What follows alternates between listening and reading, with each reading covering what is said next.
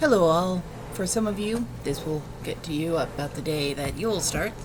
For the rest of you, you will get this when I post it. Yeah, so happy Yule, for one. I know it's been a trying year for everyone. I don't think one person anywhere has not gone through this year without a loss or something happening that has not been the best. I mean, we just got news about Soren losing a college friend yesterday, so it wasn't to COVID, luckily, I guess. But at the same time, with how everything's been going in this world, it's always unpredictable. So even if you have a small sniffle, a small pain that you think, oh, it's no big deal, I don't need bothering, please go talk to a doctor, because it could be something bad. And if you have a loved one that's doing that, urge them to go to the doctor. Urge them to get it checked out, because you never know what tomorrow will bring. But that being said, the doom and gloom is out of the way. Woohoo! So let's get talking about why I'm here. You all know tomorrow's the first day of Yule, the main day of the winter solstice, the longest day of night of the year, and squeaky toy on fucking cue. Mommy needs your bone for now, honey. You'll get it back after this. I promise.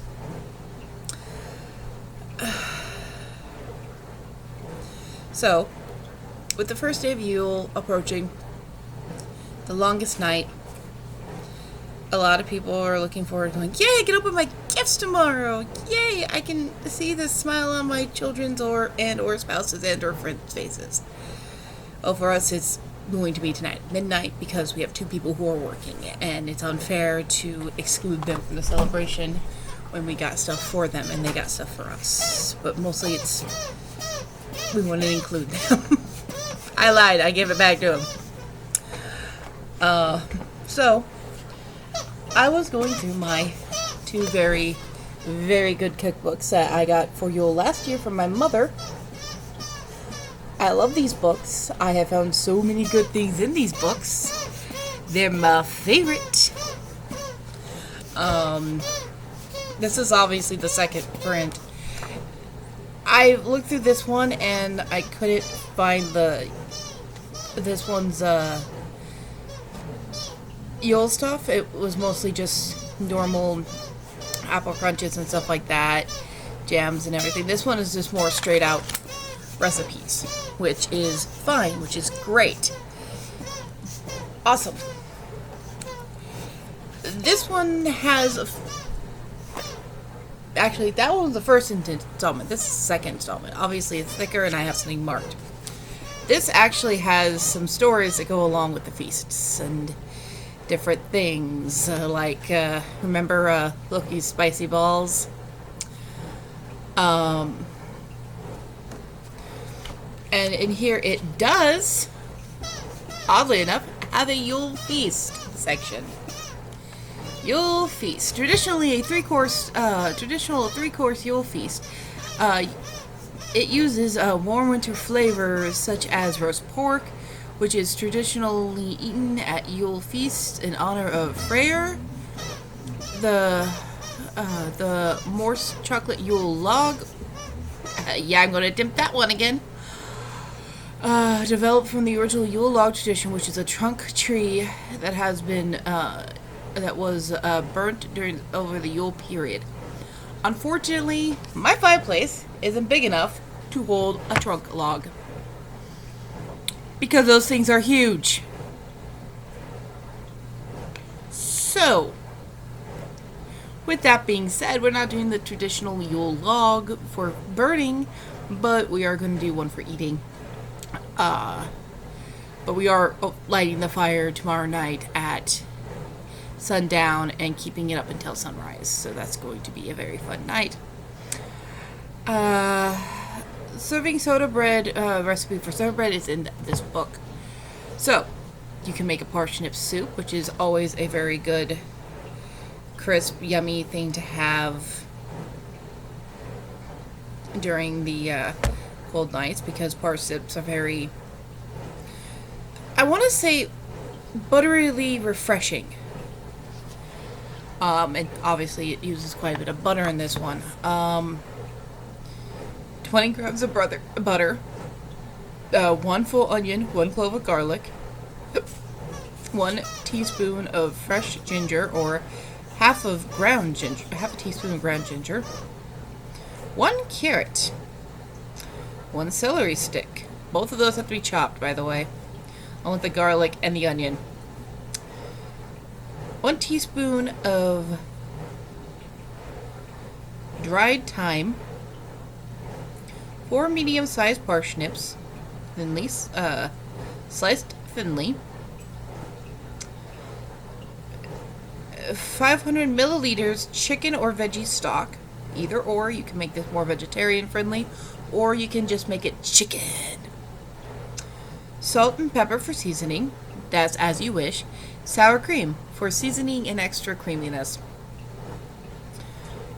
Melt the butter into a large saucepan. Add the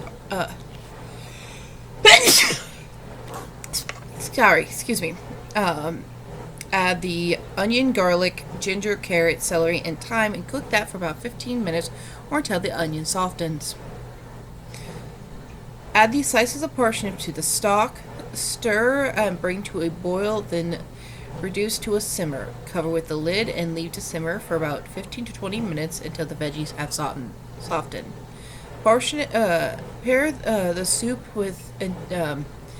Puree the soup until a desired consistency and seasoning with salt and pepper. Serve in a bowl with a scoop of sour cream. Basically, after it all cooks together, you will be blending it together. Because parsnip soup is supposed to be a certain texture and type. You don't have to, but you can. It's depending on if you want chunky or not. Then they have something in here for roast pork with honey-rooted veggies and meat gravy. That one's a bit more complicated. I will read it for the sake of reading it for you all, because I'm not mean, and I want you guys to be able to enjoy some of these recipes. And if you want more detail on the recipes, message me or add a comment to this, and I will be posting some of these in my Discord as well, so I'm going to have fun typing them up. But if need be, you can get these on Amazon or look for the digital versions. But if you need the recipe for tomorrow, let me know, and I will get it to you immediately. Because if you're on my Discord server, I can take a picture of the books or the recipe and send it to you. The link for my Discord will be in my description below. I forgot to mention that. I should have mentioned that first. So you're more than welcome to come and join it. I like people. I'm also in other Discord servers, but I don't have the permission to share those links out. Alright. The roasted pork. Granted, I'm doing something a little bit different than pork. I'm doing lamb because I really don't eat pork. Yeah, I'm a horrible person. I'm sorry.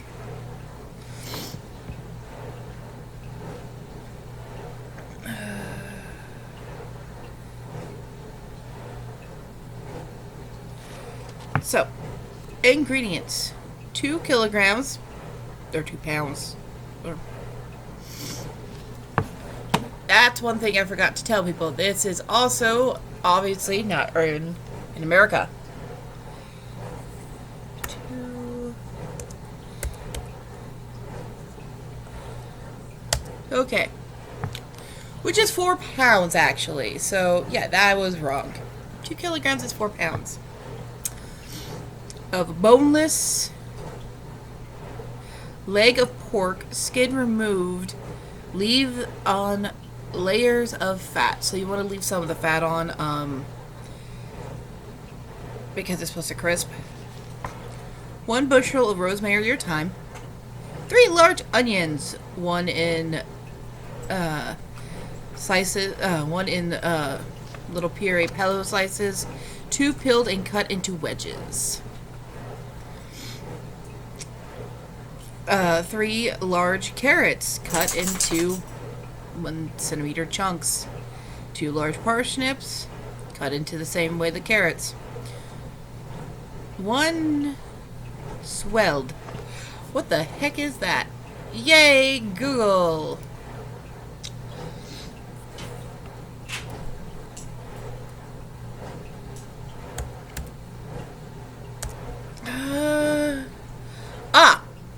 Rutabaga.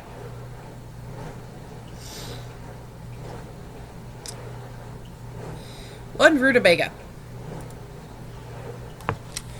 That is optional, but it's also cut into chunks. Vegetable oil. Raw honey. So not just like that stuff you get in the package. No, you got to actually get honey that has maybe the honeycomb still in. So raw honey. Raw honey that is runny, so you might have to heat it up. Salt and peppered to season.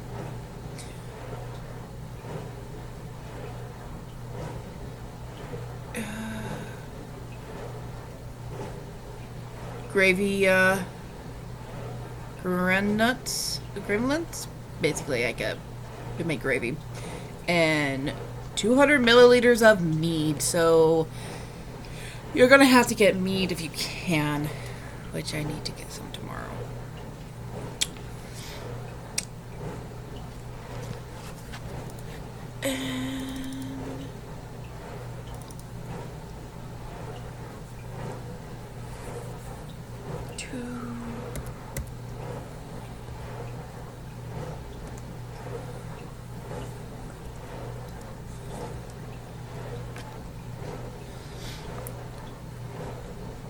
Okay. Preheat the oven to 180 Celsius, which is 350 Fahrenheit. Yeah, I'm having to check things too. Take the slices of unpeeled onion pieces, whole slices to the bottom of the roasting pan of the dish. Cut loads of deep strikes into the pork that are about 3 centimeters deep. It's about 2 inches or whatnot. And put spring of rosemary, thyme, and or thyme into each hole. So basically, you're going to cut it and stick stuff into it. Then season with salt and pepper. Place the joint. Place the joint on top of each layer of onions of the dish. Cover with foil and or a lid and place into place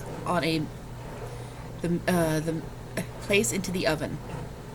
Cook covered for 2 hours. Then remove the foil or lid and cook for another 30 to 35 minutes until juices run clear. Remove jolts from the dish. Wrap it in foil and let it to rest for 20 to 30 minutes. The joints are the pork legs, by the way. If making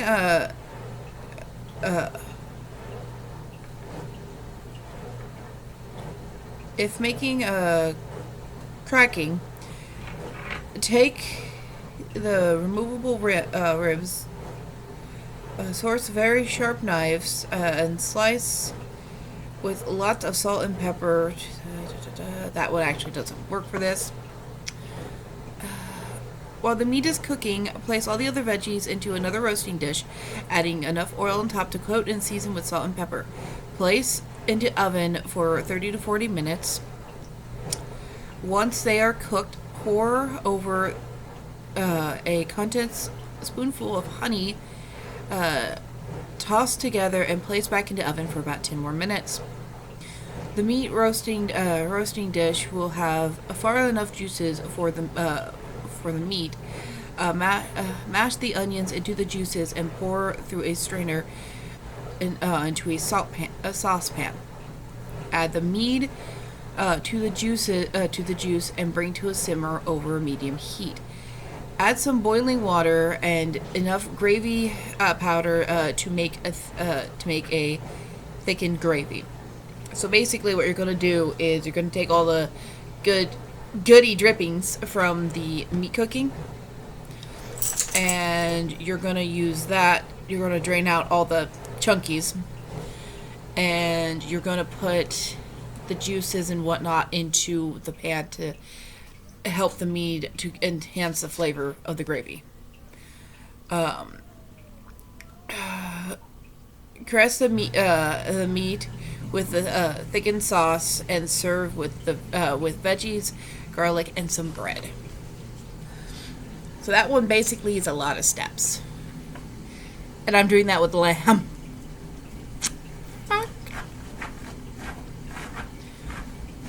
The Yule log cake is kind of simple. You can look online how to make them. This recipe calls for you to make it by hand. So instead of getting like box cake mix or whatever, you'll be getting, for the cake itself, you need 6 large eggs separated, so yolks from whites, 150 grams of cane sugar, post of it for dusting,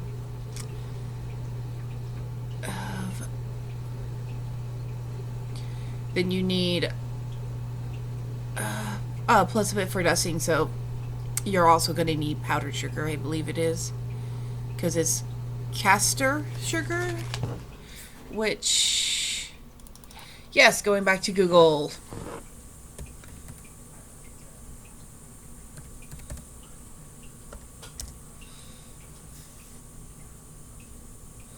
What is castor sugar?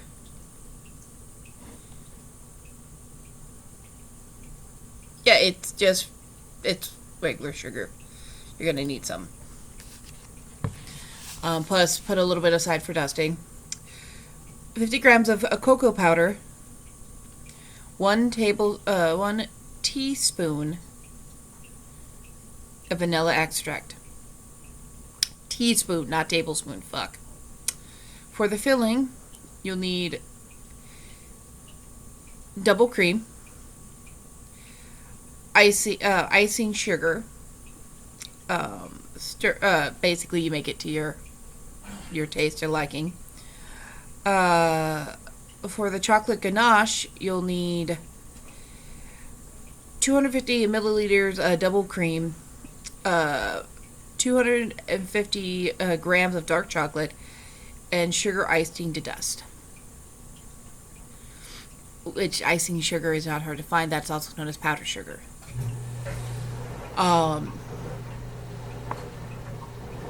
You'll make it pretty much in a Swiss roll tin, so you're going to have to preheat it to 350 again, and line the Swiss roll tin with baking paper. In a large bowl, you mix together with the egg whites until they are fluffy and soft to peak. Then you add the 50 grams of sugar and continue to whisk until the peaks are firm. In another bowl, you whisk the egg yolks with the rest of the sugar until thick and pale. This can take up to 5 minutes. Stir in the cocoa powder and add the vanilla to the sugar and the egg yolks. Gently fold into a combination. So basically, you'll be folding them together. It's a softer kind of cake, so add a spoonful of egg whites to the yolk bowl and quickly fold into the loose mixture. Add the remainder of the egg whites and fold in gently. So you'll be folding them together. Pour the cake mix onto the layer onto the layer Swiss roll onto the lined Swiss roll baking pan and bake for 20 minutes. While that is baking, lay out another piece of baking paper on the surface and sprinkle it with some extra sugar. Once the sponge is baked, flip it gently onto the prepared baking paper and roll it into a Swiss roll shape while it's still warm. Leave it to cool, wrapped in the paper. This will help to prevent the sponge from cracking later. While the sponge is cooking, make the ganache. Add the double cream to the saucepan and heat gently until it's just about to boil. Break chocolate into small pieces and place into the pan. Once the cream is hot, pour over the chocolate and leave it for a few seconds. Bring it to stir together while looking. It will look like crud, crumbly, but keep stirring, and it will eventually turn into a smooth sauce-like consistency. So it's gonna look gross. It's gonna just look like, oh god, this is not mixing, and then it's gonna freaking mix. Leave it to cool and set. While you're ready to assemble it, take the cream filling and whisk it until firm. Add some icing sugar to your preference. So you can or you don't have to. That's all up to you in the end. Unroll the sponge and coat it with the whipped topping, leaving about 2 centimeters along one of the long sides to allow the cream to spread while it's being rolled. So don't go all the way to one end to the other. Leave one end to where it can, the butt end basically. Roll the sponge up again. Care not to squeeze all of the filling out, so do it carefully. Once this is done, cut the slices directly on, like the piece between each other. Basically, you're kind of cutting a Y shape for the branches into the log on one end. You don't have to do that, but you can. Spread the chocolate ganache onto the outer of the Swiss roll using a pastry knife. Then use a fork or a cocktail scroll to draw lines and to make it resemble the bark on the tree. Use a fork; it's easier. Dust with sugar, with icing sugar to make it look like it was sewed on. A lot of these recipes are fairly simple. When it comes to it, those are just like for the 3-course meal version. Like I said, I'm going to be using lamb instead. That's my preference. Because again, I don't eat pork very often, if anything.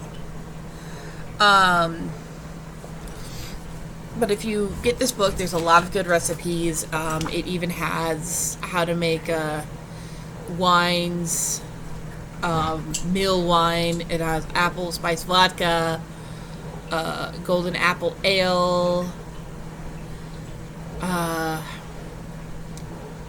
to make your own honey whiskey, basically out of whiskey you already have.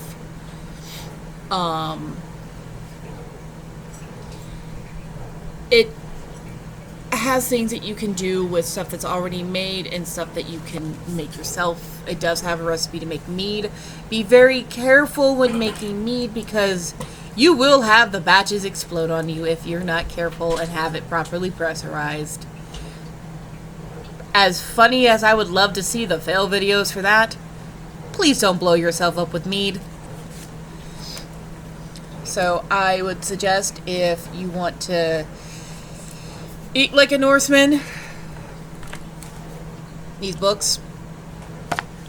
They are A Heathen's Guide to Cooking, Baking, and Brewing by Craig and Emma Brox. And the second one is Another Guide to Heathen's Cooking, Baking, and Brewing. Same author.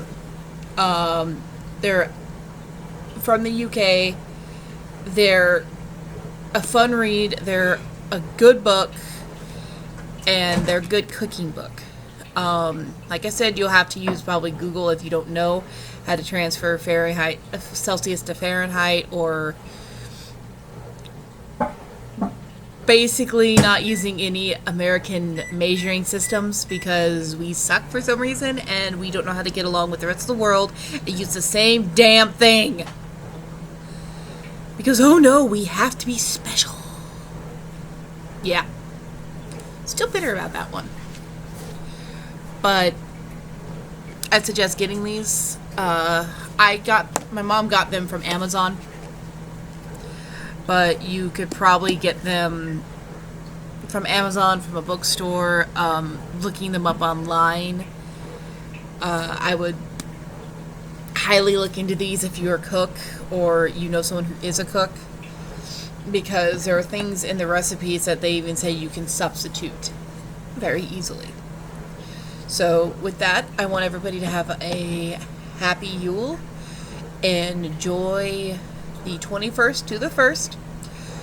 Do all your fun Yule activities, from opening gifts to having a fire, having a great dinner, celebrating with friends and family. But if you are, social distancing is probably a must still if you haven't taken the precautions, or do it by Zoom, because I know a lot of people will be doing Zoom meetings with their families this year.